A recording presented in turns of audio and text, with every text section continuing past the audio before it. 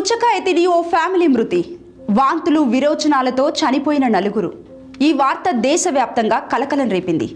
వేసవిలో చల్లచల్లగా ఇష్టంగా తినే పుచ్చకాయ కూడా చావుకు కారణమవుతుందా అని అందరూ చర్చించుకుంటున్నారు. పుచ్చకాయ అమృతమా లేదంటే విషమా?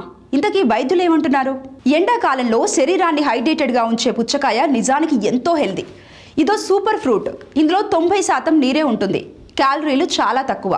కాస్త కార్బోహైడ్రేట్స్, కొన్ని విటమిన్స్, కొన్ని మినరల్స్, లైకోపిన్ లాంటి యాంటీ క్యాన్సర్ ఏజెంట్స్ కూడా దీనిలో ఉన్నాయి. ఇది స్వయంగా టాక్సిక్ కాదు, కానీ కంటామినేషన్ వల్ల విషపూరితం కావచ్చు. వాటర్ మిలన్లో ఎక్కువగా నీరే ఉండడం వల్ల బ్యాక్టీరియా వేగంగా పెరుగుతుంది. పుచ్చకాయ కట్ చేసేటప్పుడు కత్తి, బోర్డు, చేతులు పరిశుభ్రంగా లేకుంటే ఇలా జరిగే ఛాన్స్ ఉందంటున్నారు.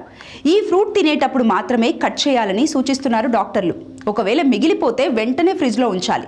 రూమ్ టెంపరేచర్లో ఎక్కువసేపు ఉంచితే బ్యాక్టీరియా పెరిగే అవకాశం ఉంది. దీంతో పాటు పుచ్చకాయ కట్ చేసే కత్తిని పరిశుభ్రంగా ఉంచాలి. బయట కట్ చేసి అమ్మే వాటర్ మిలన్ను తినకపోవడమే మంచిది. ఒకవేళ పుచ్చకాయ తిన్నాక వాంతులు, విరోచనాల వంటి లక్షణాలు కనిపిస్తే వెంటనే డాక్టర్ దగ్గరకు వెళ్ళాలి. సో వాటర్ మిలన్ తినేటప్పుడు కాస్త జాగ్రత్తలు తీసుకుంటే సరిపోతుందని చెబుతున్నారు వైద్యులు.